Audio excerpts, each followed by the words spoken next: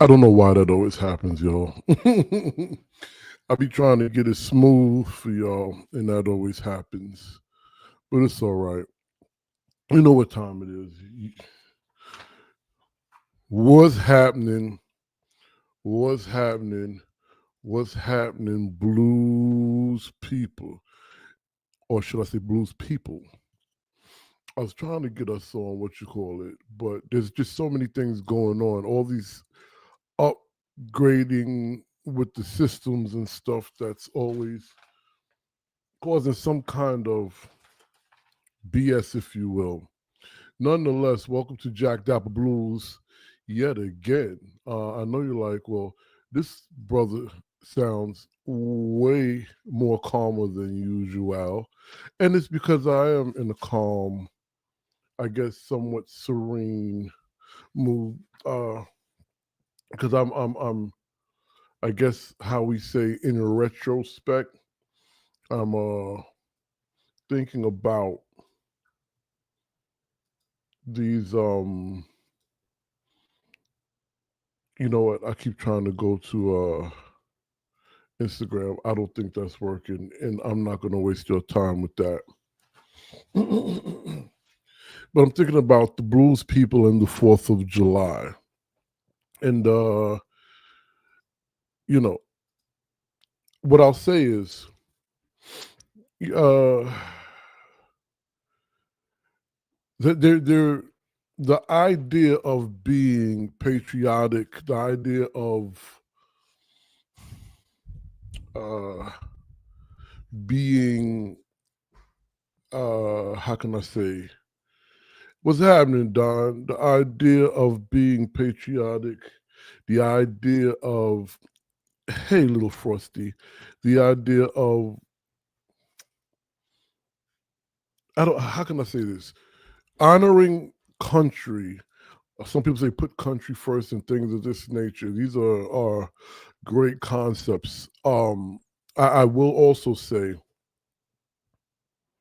the many changes that we've learned about, read about, or even experienced throughout history, if you will, our story, if you will, come from people who love country enough to want to change or adjust, upgrade, or however you want to say it, the system that either is oppressing a group, oppressing many groups, pinning one against the other, whatever the case may be, right? And so we just celebrated the 4th of July. And I've been contemplating how the 4th of July and the blues people intersect and interact. Now, last week, I spoke to you all about my experience having the conversation of the relationship, the significance, the landscape, soundscape of plantation, complex in life, and blues people and the music that comes from there. Excuse me. And then this week we celebrate July 4th, and that again conjures up some of those same conversation points. We're still working towards our online radio station so we can play music during these kind of conversations. I think to have the songs, because like there's a song that I love by Sun House. I can't play it. I'll probably talk to you all about it. Is it American Blues? No, it's not called American Blues. But either way, I believe that these songs would help in these conversations for multiple reasons, right? Now, before we even get to our conversation, let me go ahead and do some housekeeping, as they say. Um, First, happy anniversary to my people, Billy and Rosa Branch. To celebrate, I don't know how many years they've been married. I do, but I'm not going to say. I'll let them tell you. But happy anniversary to them. And be on the lookout this week. I'll be publishing an interview I conducted with Billy Branch, and he'll be talking to us about his new projects as well as his connection in him being a lifeline in the blues, right? Because cats like Billy Branch, uh, man, the people that a lot of folks read about or listen to and share pictures of, he was actually educated by when it came to real blues in real time, right?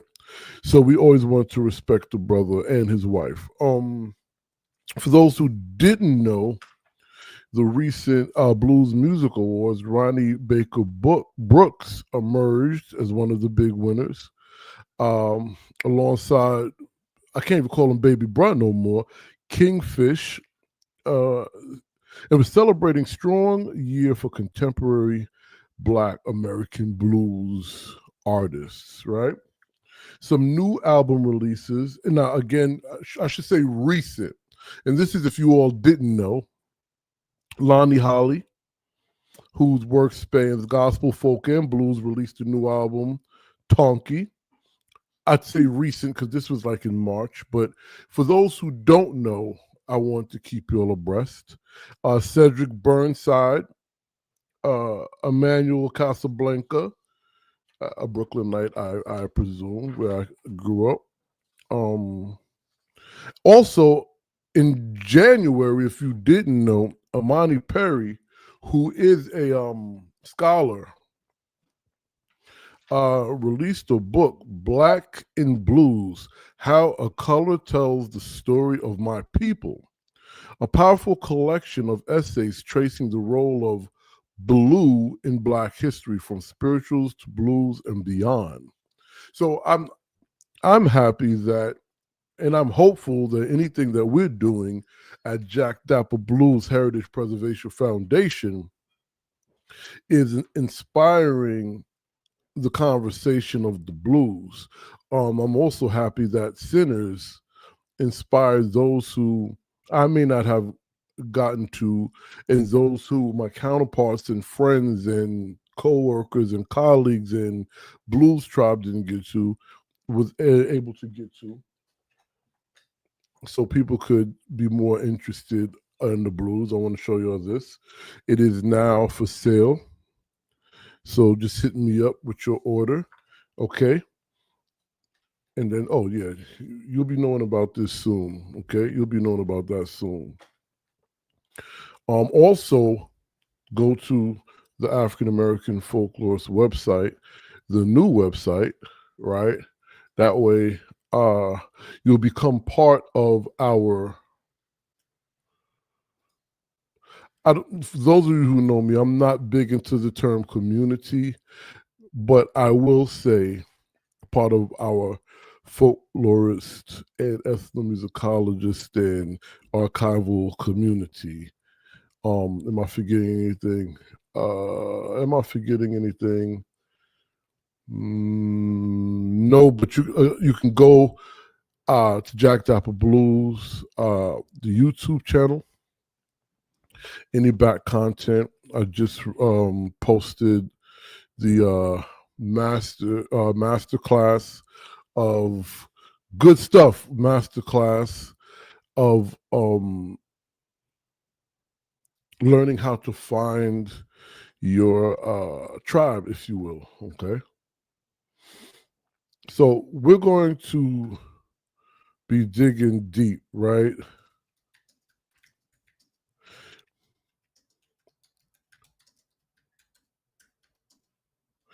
Yes, I'm typing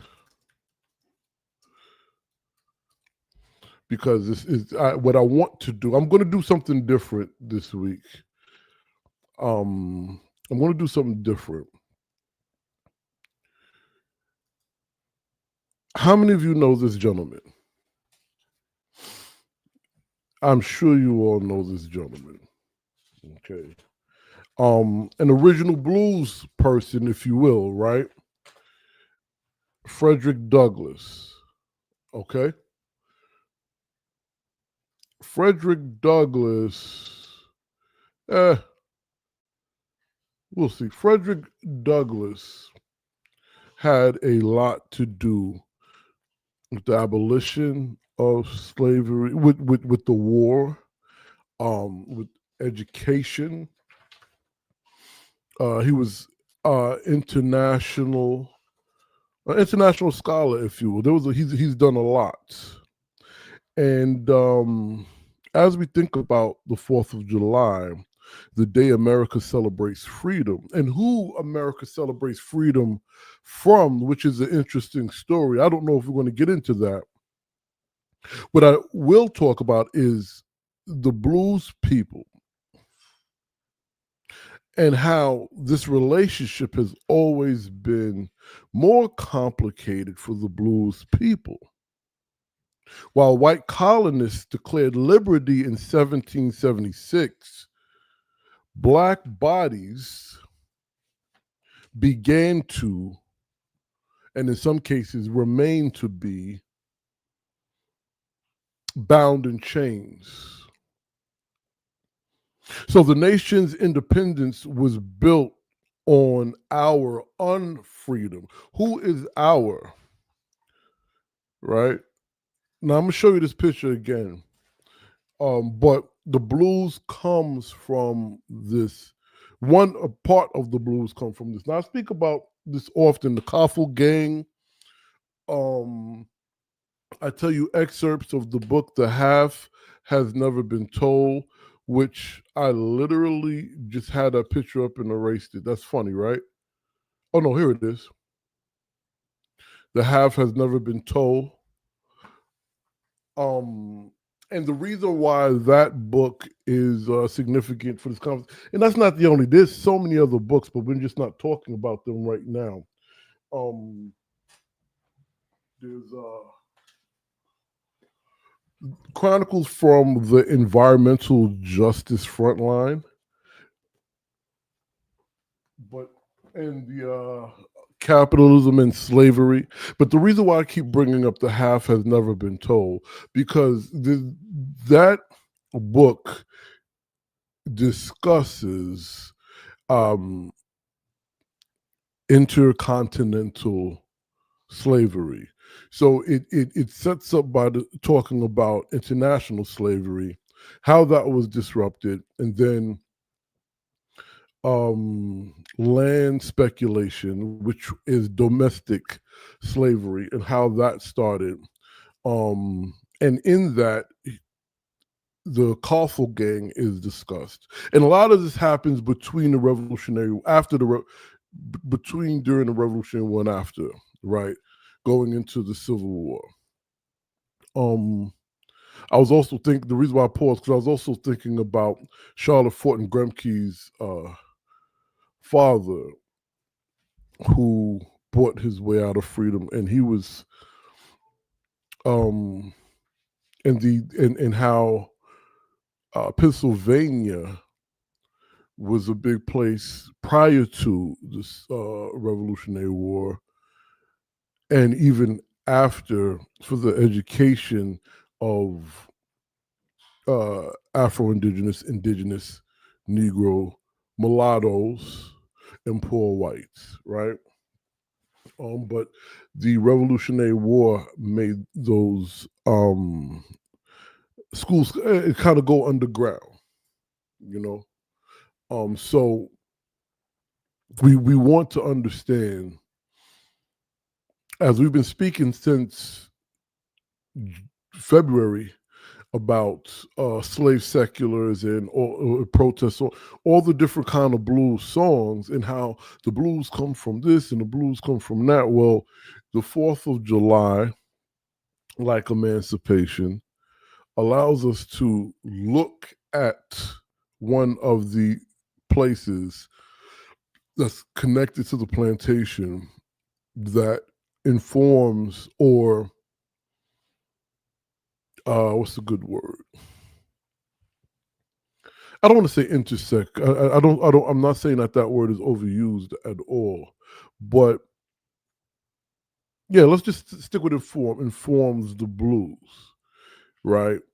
Because then we also speak about how Frederick Douglass described these songs later to be called sorrow songs by W.E.B. Du Bois, right? So again, this is Frederick Douglass. This is our founding fathers who were slave owners, slave drivers, right? And I'd imagine the Republic was celebrated by what's considered their heroism, right? Now, before I get to one of the things I want to do this evening, I find it quite, I don't say contrary, but I thought it was interesting if you think about, are you all, I'm sure you all are familiar with what's considered cross referencing. And um, I get to read a lot. I get to uh, interview a lot of people and speak to a lot of people. And one of my favorite books is the 1850, what is this? Sorry, 1828 Webster Dictionary. And between that and a whole bunch of other things, and a whole bunch of other conversations, what I've come, I don't want to say understand, but it's a working theory, I guess. So there was a push for independence against Britain, right? And with that push for independence against Britain, someone and someone's had to be thrown under the bus. And I'm of the belief that, because I'm of the belief that those who are original to this land, our melanated people original to this land, was the one that was thrown under the bus. Listen, we'll give you them if you give us our liberty.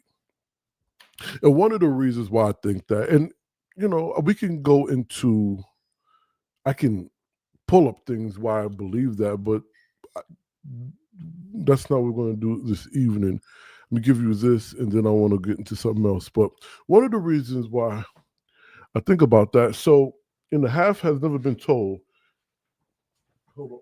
Thank you. That's hot. I got it. I got it. Miss Pearlie bringing me some nice tea she made. Tea leaves, by the way, very healthy.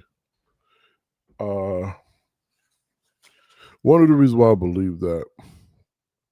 So, one, think about the book I just told you all about. The half has never been told. And when you study slavery, the imprisonment of what they say Africans, uh, it's always 8 to 10%, 8 to 12% of so-called melanated folks. So where's the other 92%? That's number one. That was always a question I had, right? But and there was also free folk here, but there was over 100 wars on the Americas. Sheesh. After the Revolutionary War, you know what I'm saying? And all right, so let me see if I can uh tact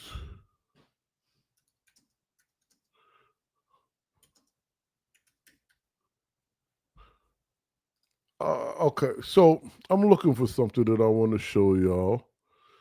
Uh, hmm. If I find it, I wasn't thinking about even showing that to you. Uh,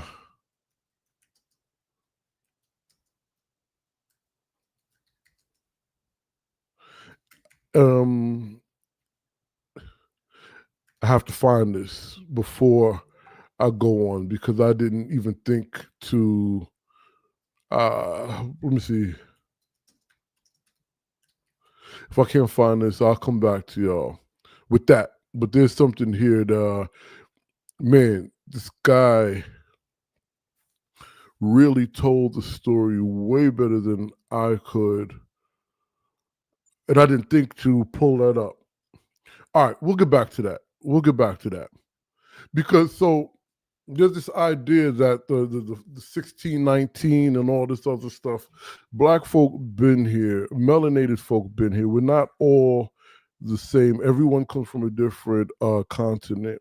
There is a diaspora and there is a culture, and cultures are shared.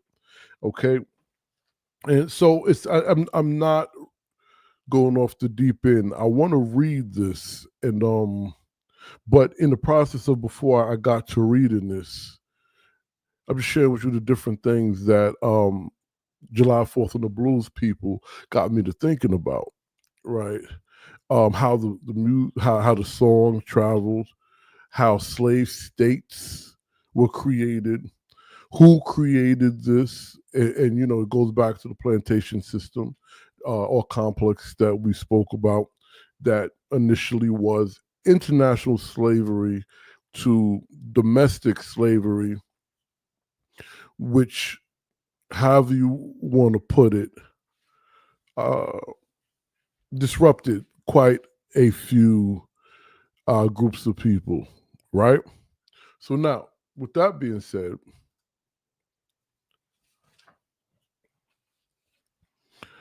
in 1852, and I think this is excerpts. This might not be the full piece, but I wanted to read to you all Frederick Douglass's "What to the Slave is the 4th of July," which comes from July 5th, 1852. Now, these are, I believe these are, what I found was excerpts of his address, okay? And so I want to read some of it to you all, okay? And I'm going to keep him on the screen as I read this because that's who you should be thinking about while you're listening to what's being said. And then we're going to break this down into how it fits into what we call the blues narrative, if you will. Okay. Now, I want to download something before we get to start. This is all live, y'all. Y'all know how this work and operate. You know what I'm saying? Actually, I probably should have did something different than that. That was not right. Wait, this is how I'm gonna do it. Okay, hold up, y'all. All right, give me 2 seconds.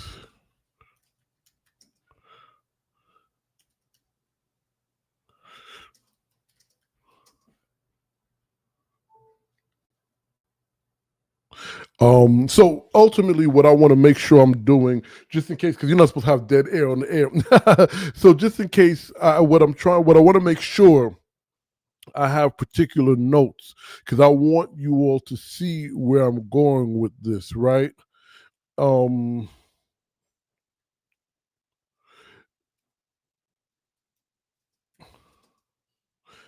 all right.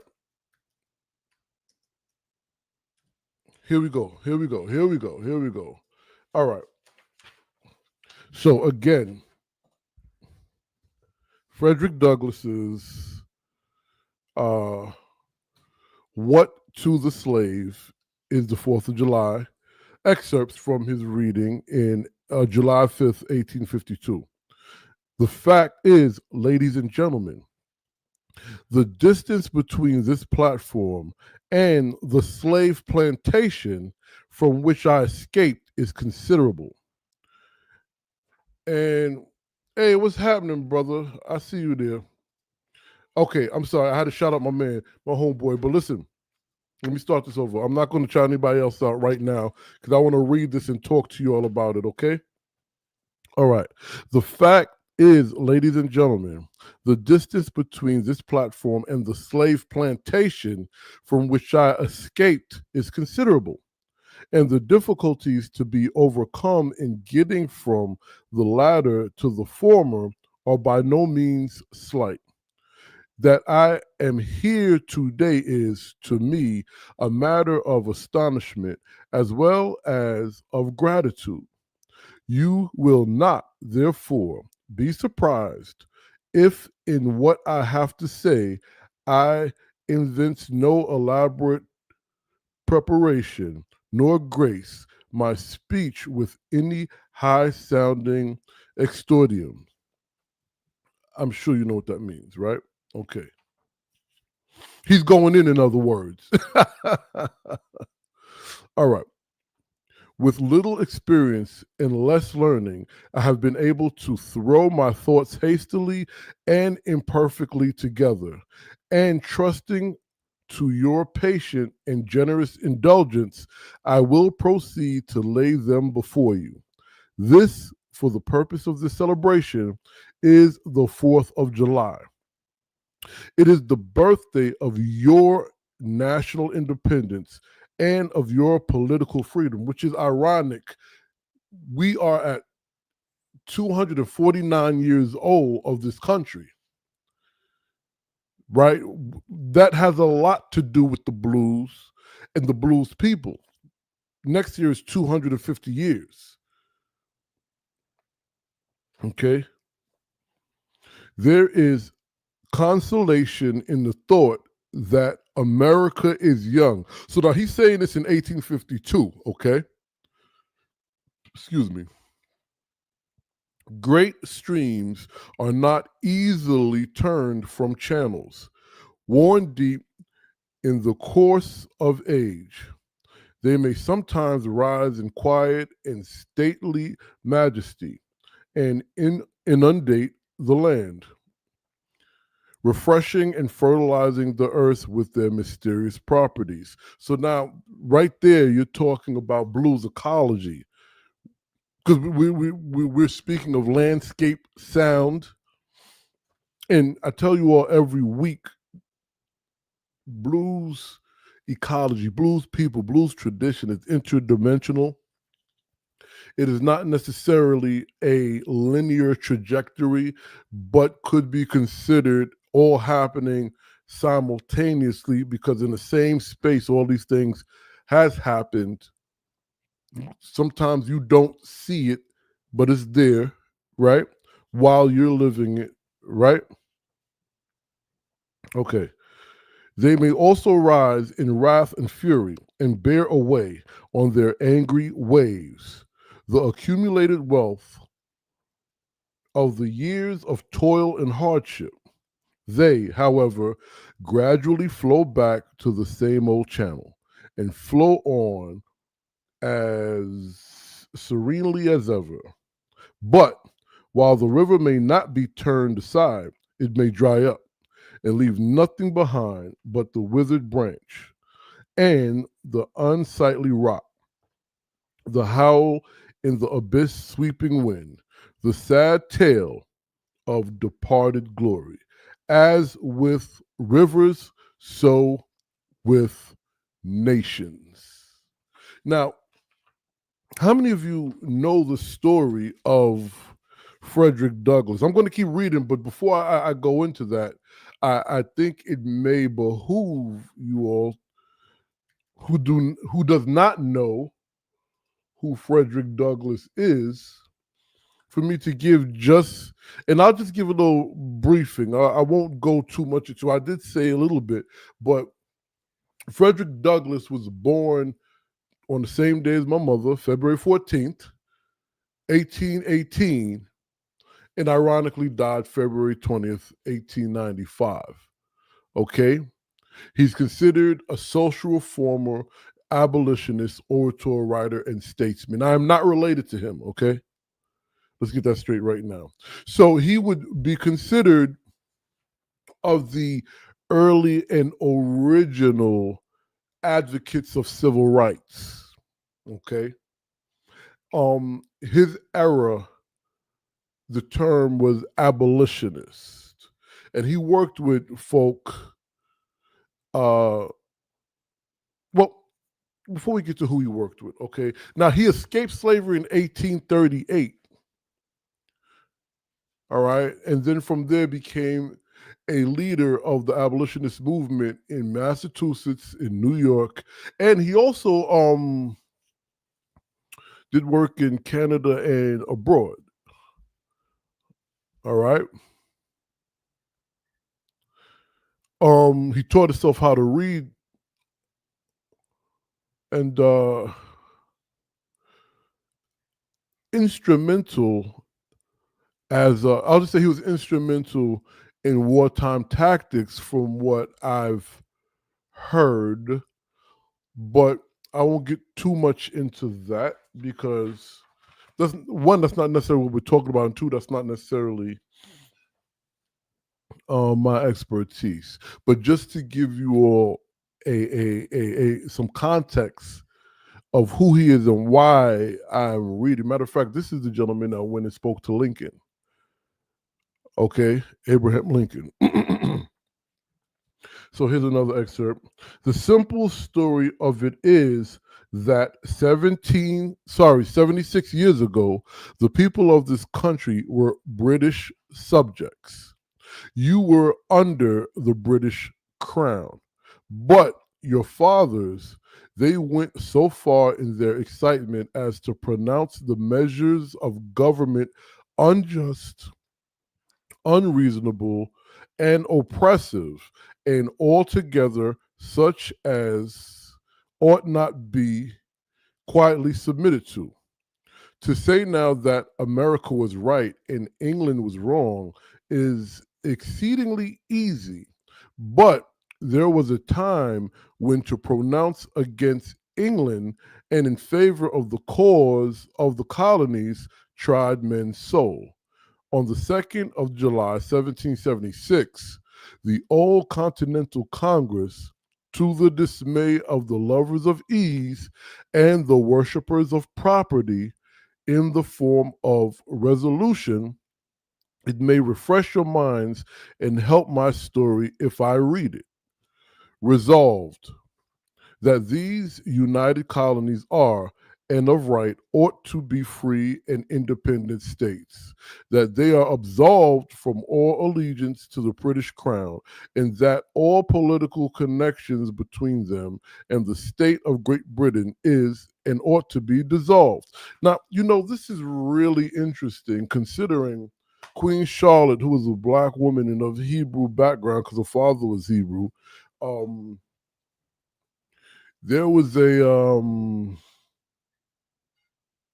gentleman in Pennsylvania who was working with abolitionists and was educating black, brown, indigenous, and mulatto children.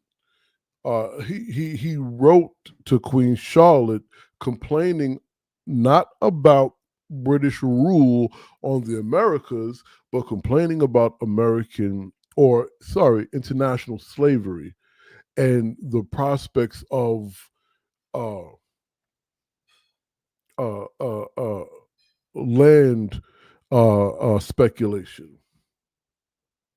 So this is what leads to people like William Still, right? This is all connected. All right, this is all connected. So the point I'm making is the irony of Frederick Douglass calling out America when America called out the British Crown for their exploitative measures simultaneously because I can't remember his name. It's in my notes. You can go to the African American folklore or Jack Dapper Blues and find when I wrote about and did a piece about Charlotte Fortin Gremke and her father and grandfather, their family. I spoke about this in detail. So while this is happening, right? Or should I say prior to, while the beginning and prior to the Revolutionary War of 1776, this white guy um was writing to Charlotte Fortin Grem I'm sorry, writing to Queen Charlotte, asking her to do something about slavery and the slave trade. Simultaneously, America is fighting for the colonies are fighting for their quote unquote independence. Simultaneously, and this is why I personally believe it was a situation where we'll give them up for our freedom. You see how this works? Leading to the blues in a particular way, because there's multiple kind of blues, right? The risque burlesque blues, the country plantation agricultural blues, right, and the like, okay? So now after reading that, he goes, citizens, your fathers made good that resolution. They succeeded, and today you reap the fruits of their success. The freedom gained is yours, and you, therefore, may properly celebrate this anniversary. So this is him speaking about the creation of the celebration of the July 4th, right? Again, 1852. So this is why he's saying America is young, and right now America is 249 years old. And I keep throwing that out there every week. You hear me say a lot of this stuff is not far removed. So earlier I just said, as I wished Billy Branch and Rosa Branch a happy anniversary, I explained that Billy is a branch, no pun intended, because he came up under Jesus. Why am I forgetting his name? Willie Dixon, excuse me. He also came up under Junior Wells, and all these folk who are, you know what I mean? They constructed the blues as we know it. They worked with Muddy Waters, they worked with Howlin' Wolf, they worked with, right? So and mind you, so we have somebody from that era, or someone who was taught by grandfather. Hold on, let me let y'all see me, and I'll pull this picture back up when I go back to reading. Excuse me, the excerpts, because this has to do with the blues. But every week I kind of share this particular nugget because I really want you all to understand a lot of the stuff that we're speaking about that is considered history is not that far gone, is my point. So Billy Branch, who was taught and learned and came up under Willie Dixon, Junior Wells, and a slew of folk that are of the, I guess, the second or third generation, teaches uh, or taught teachers taught my kids and other kids in their age group, right? I say that to say, so my last remaining grandparent was 98 when he passed. Okay, a few years back, right? But if he was 98 a few years back, that means, you know, we, I personally was one generation away from the connection of what we consider slavery and Jim Crow plantation complex, right? And the blues, right? So ultimately, it's not that far gone because there are people alive that were around during these times, okay?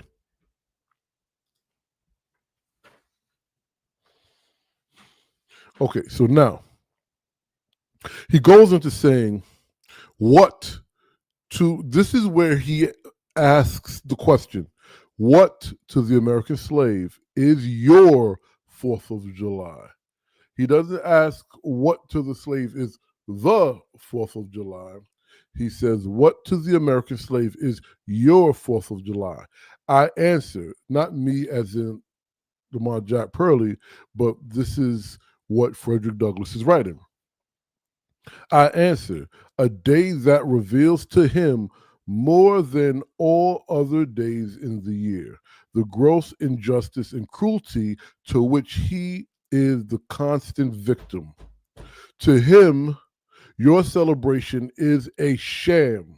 Your boasted liberty and unholy license, your national greatness, swelling vanity, your sounds of rejoicing are empty and heartless.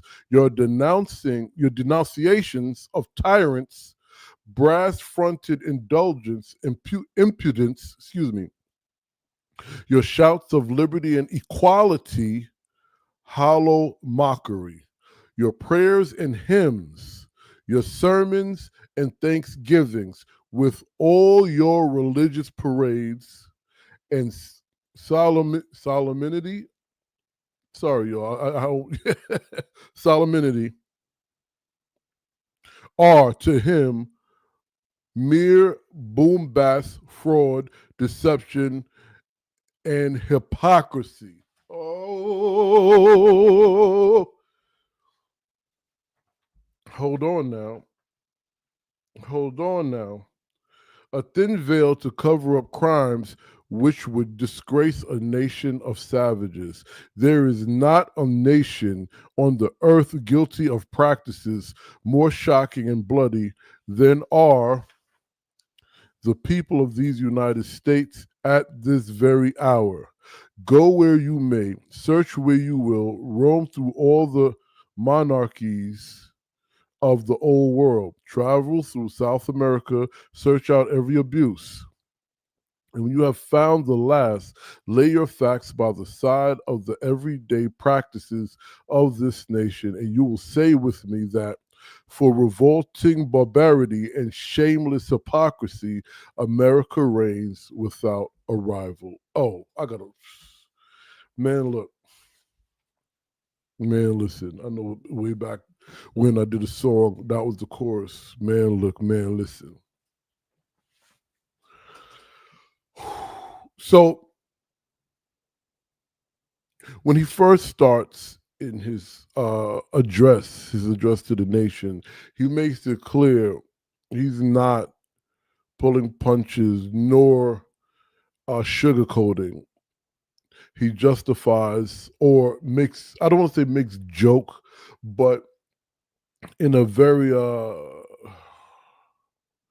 not sure how to, I don't want to say condescending, but he's like, I don't have the right words, so I'm just going to say it plainly, right? I think that's ironic humor. um I was talking to a couple of colleagues recently, and I'm sad to keep having this conversation. Now, mind you, let me be clear, a lot has changed. uh Things gotten better for a lot of people. um but there is still not even the idea, the fact that those words reign true today. And I man, it's crazy. And so what I was about to say, I spoke to a couple of colleagues recently about how meetings and conversations we've been in reflect discourse of the late 60s. That should not be happening. Even though I did say we're not that far removed, even though we're not that far removed, I think having the very same exact conversation with no solutions or yeah, no, or doesn't hinder. So I don't think the excuse me. I don't think the solution or the strategy would say, well, you know what, let's just not talk about it. Let's just not address it. Let's just act like it doesn't happen because that's not realistic, right? That's like saying I don't see color. That's like saying I don't see a difference in culture or a different in tribe or a different in I don't know, family name and things of this nature, neighborhood. You know, all these things are relevant. Where I'm coming from a place where even though all these things are real, very real, there is the ability to coexist. So just I guess as a disclaimer, my platform is really made to give context and have discourse that allows understanding, not necessarily kumbaya, but it's like, oh, I understand your culture. Oh, okay, I understand yours. We could coexist. Maybe we can all come together and celebrate each other's culture once, twice a year, go back all separate ways, or however, whatever it is. But it's for understanding and to be able to coexist. I guess that's the humanities, because blues to me is the humanities, right? And then doubling back to this, even though things has changed, when my blues ecology, and when I speak about the plantation complex and pulling from the blues epistemology of my guy, I'm looking for the picture I want you to see, pulling from the blues epistemology of Clyde Woods, and even oh man, I forgot her name. Forgive me, great scholar. Slavery by a different name, the plantation system by a different name. All these things, though we see progress, we still see reframing, repackaging. Right. I always also like to always evoke the Honorable Fred Hampton, because he's one of the few who went to all poor communities of all racial, ethnic, tribal, and cultural makeup and was like, yo, we all getting played the same. So when you think about these things, there's no blanketed anything. There's just quite a few nuances to these conversations, right? So now,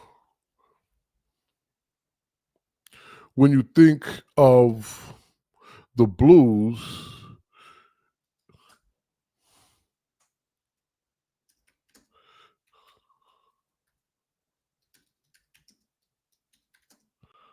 I'm writing, sorry.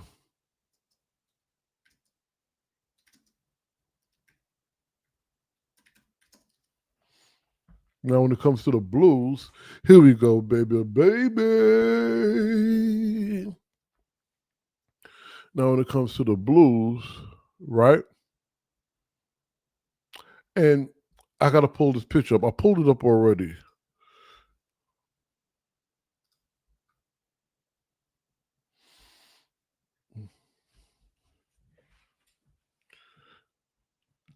You know, and I'm going to go back to reading some more of this, but what I really want to discuss. Oh, my bad. Big up DK Harold's Talking Heavy, right? Larry McCray's Heartbreak City. Okay, gotta big them up.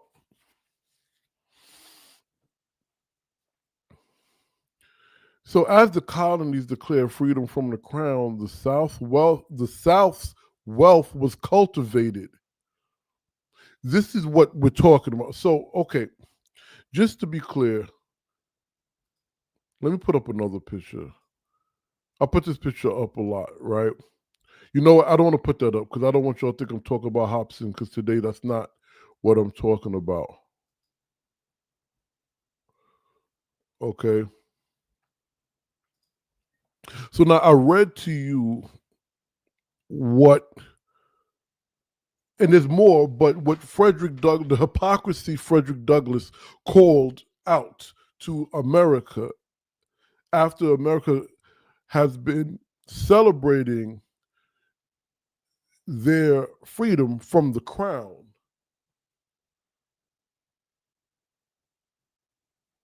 or as I should say, again, as the colonies declared freedom from the crown, right? The Southwest the South's wealth was cultivated by enslaved black folk on stolen indigenous land. So now we're talking about corruption at its highest level. We're talking about not only human trafficking, we're talking about sex trafficking. We're talking about the breaking of treaties. So so there's a whole bunch of things happening. And this is the paradox of American independence. The more liberty they claim, the more bondage was imposed. And that goes back to the book, The Half Has Never Been Told, because we're not talking about international slave trade. International slave trade, if my memory serves me correct, ends after the Revolutionary War and they turn inward, even though a lot of it was happening here as well, right? And so from these contradictions comes what? Cultural memory, a cultural memory system, right? And from that cultural memory system, blues ecology is birthed. The moans that birthed the blues is birthed. I spoke to you all about slave seculars. Matter of fact, that might have been the first, when we first started doing these Sunday programmings, because I wrote up something about slave seculars because of the group Black spirituals, field hollers, and slave seculars. I figured, let me do a program to kind of give you all information about this stuff, right?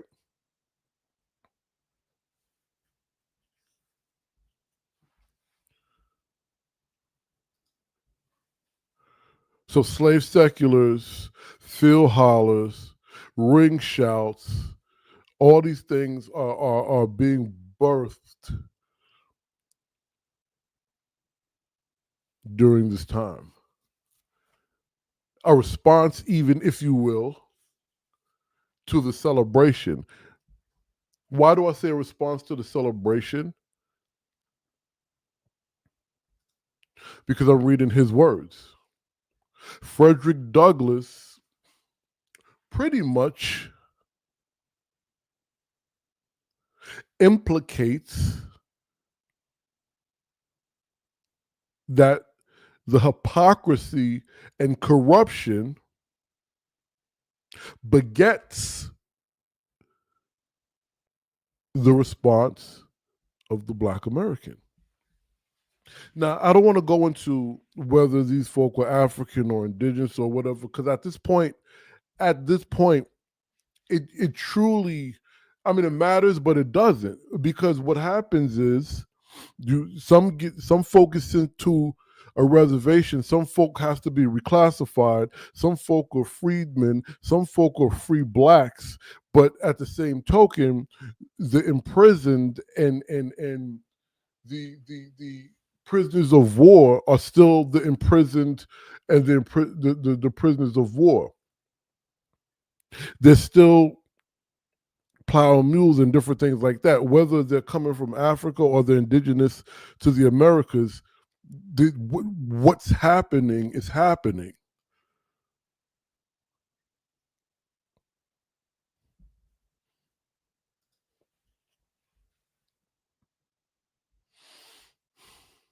So I'm gonna read but before I read, and again, I'm not one. I don't. I'm a lover of America, but what I've learned, not only just through my studies, through those that I've received, uh, I don't want to say intel because that gives the wrong implication or impression, but those I've read across the board. And when I say across the board, not just black, not just white, not just Asian, not just South American, across the board, not just male, right? Not just Christian. If you love, honor, and respect something, you join the work to do what you can to make it better for everyone. You know, I don't understand people who say disparaging things about where they come from. I don't understand anymore. Um, I was a youngster. I said foolish stuff. You know what I'm saying? But it is, you can't. I don't understand. You know, I'm not going to get into that. Well, I'm not going to get into that. Let's stay the course. I said what I said, and we're going to keep it there. And so now, the founding fathers signed declarations and waved flags. The blues people crafted their own declarations, some in song, some in their own flags, some in their own, how can I put it? Maybe unwritten cultural agreements and engagement. Kinfolk would be a great example of that declaration. Now, I don't like to always use the term survival because, you know, but there is a survival mechanism in a hostile environment. Listen, people don't realize the amount of wars that went on from the Revolutionary War through the 1800s internally. Okay? The melanated people in the Americas was attacked for over 400 years. And not just from the outside, into which would be international slavery, then it turns into internal. And just so you know, think about the 60s. Think about what was going on in the 60s. If you remember, if you were there, if you wasn't there, and you read history books, there was something called, I think they were called homegrown T words, right? And these were, some of these was white folk that had the issue with, I guess, tyranny, exploitation, right?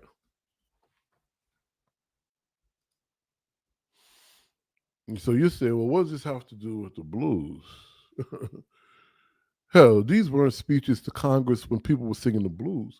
There was memories sung in the backyard, in the hush harbors, in the juke joints.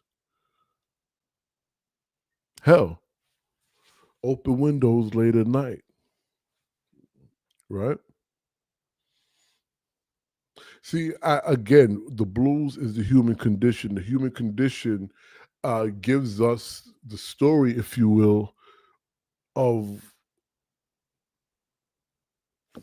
I want to say the humanities, but I like giving definitions. Let's look up the humanities definition. Okay. The humanities are academic disciplines that explore and interpret human culture, experience, and values. Okay. They encompass a wide range of subjects, including history, literature, philosophy, religion, language, art, and music. These fields study how humans create meaning, express themselves, and understand the world, both individually and collectively. So, with that being said, to me, the blues speaks to human conditions, making the blues in this conversation and every conversation I have the definition of humanities for the blues people. So, what to the blues people is the 4th of July? Well, before I can answer that question, you see, I went back to showing you the Honorable Frederick Douglass.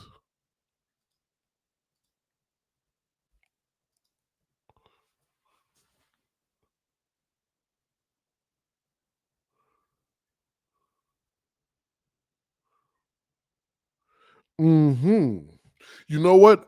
I would like you to share why you think that, because I don't know how long you've been in a conversation with us. I've said earlier that I believe what ends up happening is the founding fathers, if you will, decided we're going to give this group of people up so that we can have, which begins the system that we're looking at, which continues to point at a particular group of people while they continue to have. So I believe what ends up happening with what we call the independent war or or the Revolutionary War or this Declaration of Independence, they're declaring, if you cut us free, we will give you the Negroes. I, I hate to say it, but I would like you to, I could be totally wrong. And mind you, as I get older and understand things better, everything is not racialized, but it is socialized and classized, if that's a word. Is that a word, y'all? Let me know if that's a word. So now, before I get to what to the blues people is the 4th of July, let me read some more of this, okay? Behold, the practical operation of this internal slave trade. Now, I want to repeat that because if you've been listening, you hear that I discussed what the Revolutionary War did was turn this system inward. Okay? So I'm going to read that again. Behold, the practical operations of this internal slave trade, the American slave trade, sustained by American politics and American religion.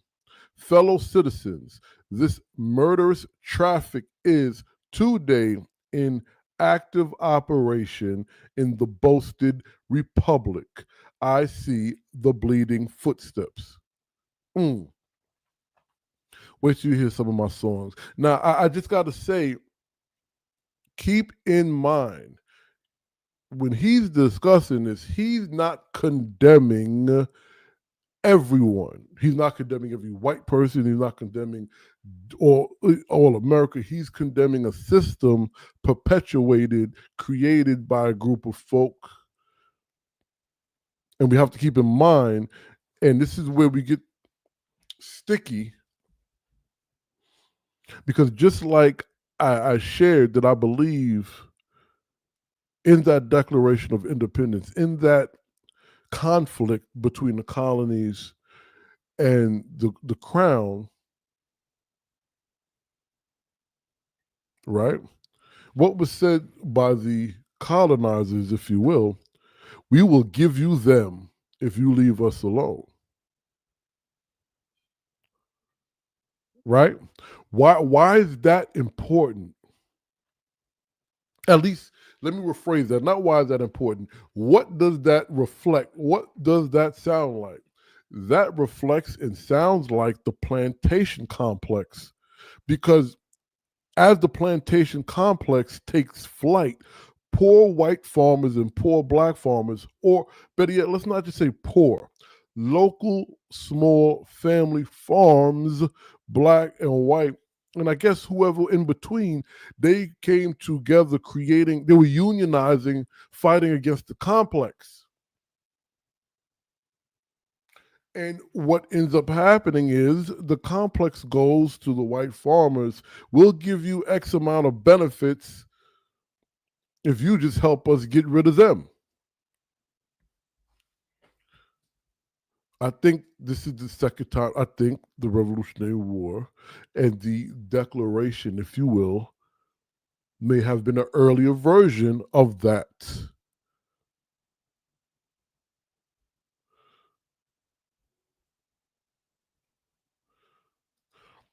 Um, it's funny that you mentioned the British gave up slavery before America because that's something I was speaking about earlier too. That I cannot remember the name of these people, but when I say these people, their religious and cultural name. 'Cause they were abolitionists and they helped with the Underground Railroad and everything, and they were early. I have the information laid, and I'll probably put. Um, but this guy wrote a letter to Queen Charlotte to end slavery.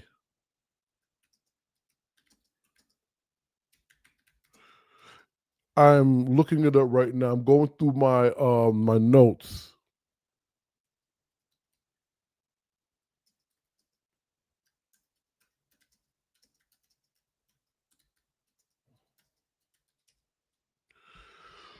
Oh boy. All right, okay. I found my notes. So there is a gentleman who is a Quaker. His name is Anthony Benezet. Okay. Now, the reason why I know of Anthony Benezet is because of my research on Charlotte Fortin Grumke. And on my research on Charlotte Fortin Grumke, I learned about her family, grandfather, father down the line, those who bought their freedom. Wait, was it a grandfather or just father? But either way, I should know this off the top of my head because of the amount of research that I've conducted. And well, you can go to the AfricanAmericanFolklorist.com and you can also go to JackDapperBluesRadio.com and listen to the piece I did, the initial piece. I was looking to get a grant to complete the series, but that was the first of the series. And in that, I come across Anthony in that research, I come across Anthony Benezet, who is a Quaker, and he was an abolitionist and a teacher in Philadelphia, and he was, I think, taught her grandfather. Because they were teaching black folk and they was fighting slavery. Period. Well, like I said, black, mulatto, brown, and poor white.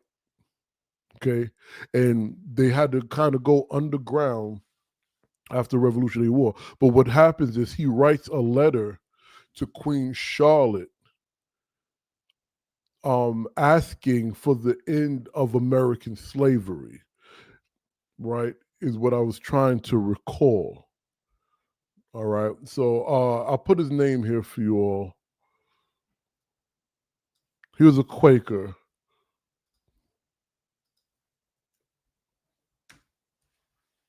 Okay.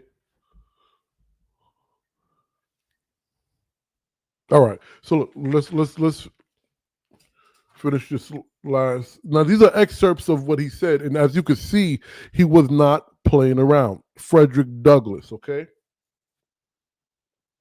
Now, I'm going to go back to, let's start this paragraph again, because I think this paragraph speaks to blues ecology um, in such a significant way, okay? Behold the practical operation of this internal slave trade, the American slave trade, sustained by American politics and American religion. Fellow citizens, the murderous traffic is today in active operation in this boasted republic. I see the bleeding footsteps. Remember, I spoke to you about the Coffle Gang. These are the folks that the Georgia man walked from George Washington's house in Mount Vernon to Maryland, where he's making this address. Okay, uh, on the way to the slave markets, where the victims are to be sold like horses, sheep, and swine. My soul sickens at the sight.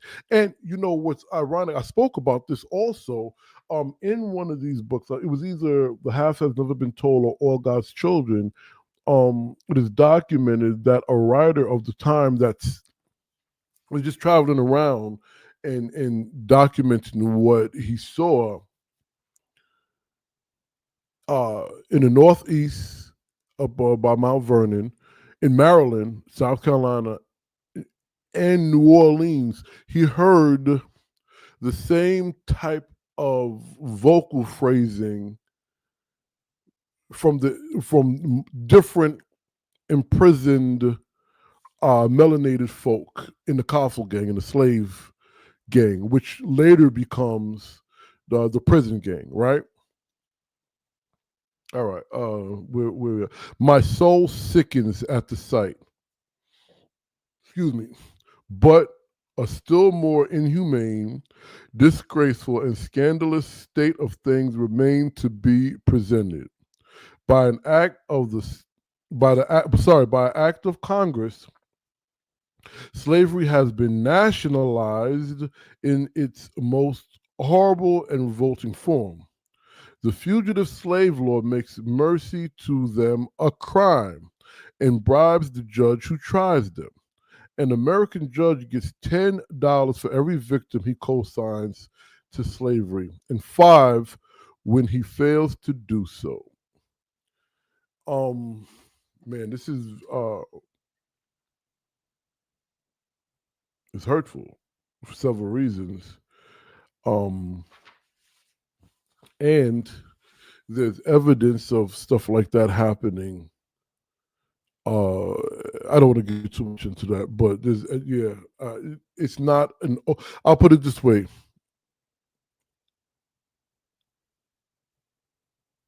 let's just say that's not a dead concept. So what I want to get to is what to the blues people is the 4th of July, right? Is it soundscape of memory? Is it? I think it is. I don't necessarily think it's fireworks. And let me tell you, where I grew up, this is what my community did. I mean, they you know, yeah, they lit fire, they lit fireworks all night long. And if you understand symbolism, if you understand what the fireworks meant, that was when they, after the war was allegedly won, they was letting off their cannons, right? So it's kind of ironic that the people, the multiple or the multitude of folk who didn't benefit from that victory celebrates that victory in the same way. Is it 249 years later, right? Frederick Douglass spoke from the chasm between platform and plantation. The blues sang from that same place. And guess what? It still does. Now, mind you, it's not just all about that. And the blues is just not all about downtrodden and hurt, and it's about desire, it's about happiness, it's about party, it's about passion. But this is one of the prongs, I guess the word would be, right? So July 4th reveals what the blues remembers. hollow liberty, brutal labor, and the people who dared to defy, I guess, marginalization, disenfranchisement. And mind you, again, a lot has changed for the better for a lot of people, you know, and I really hope these discussions help and bring folk to an understanding rather than pit folk against each other and turn folk away from each other, okay? Douglas declared the Fourth a sham for the slave. The blues makes the truth unforgettable. So again, I'm answering the question, what to the blues people is the 4th of July? The blues is the aftershock of Douglas's speech, a sonic witness to black freedom deferred, evoking, evoking a dream deferred. If you don't know who wrote A Dream Deferred, look it up. From Douglas to the Delta to Storyville to St. Louis to Texas and Arkansas, we go in Tennessee, we can go down the list. Memory moans louder than celebration. The blues remembers what history hides. And now I got to look at my peoples when I say this. This is why blues as a conversation outside of music theory is rare. This is why blues as a conversation outside of what's called musical style is rare. When we speak of blues in terms of the black experience, that conversation is very difficult for people to have. And I still give credit to Pine Top for allowing Pine Top Perkins Foundation for asking me to come down and lead that conversation with the parents and the musicians and everyone there. I will be putting that up soon. You know.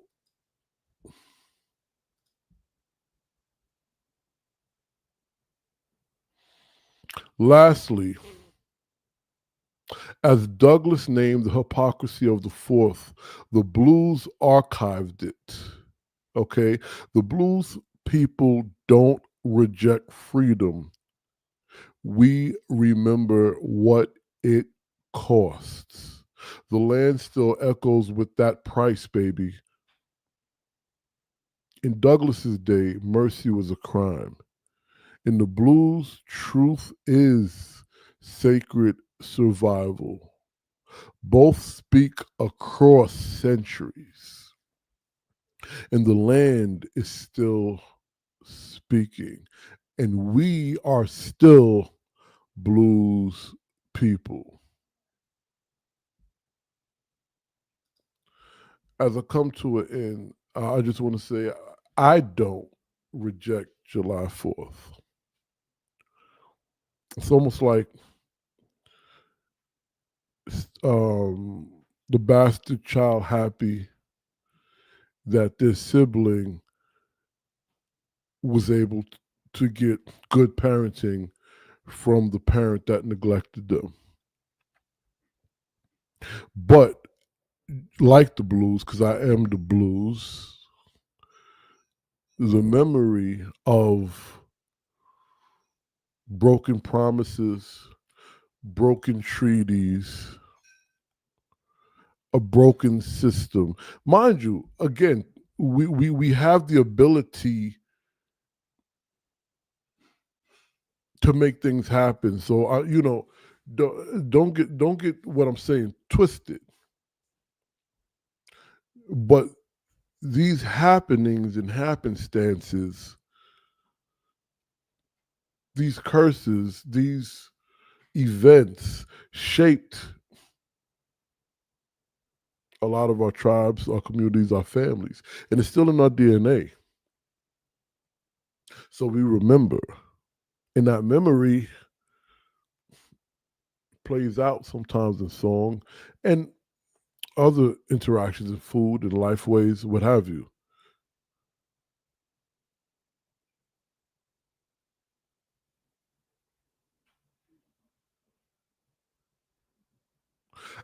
Remind us. That's right. That's right. That's right. You know, on that note, we're going to call it a night because that, I mean, that's pretty much, you know, it's real. It's real. All right, good folks. I'm happy y'all hung out with me. Yeah, I mean, there's not much to say. It's memory. It's now. It's past. It's future.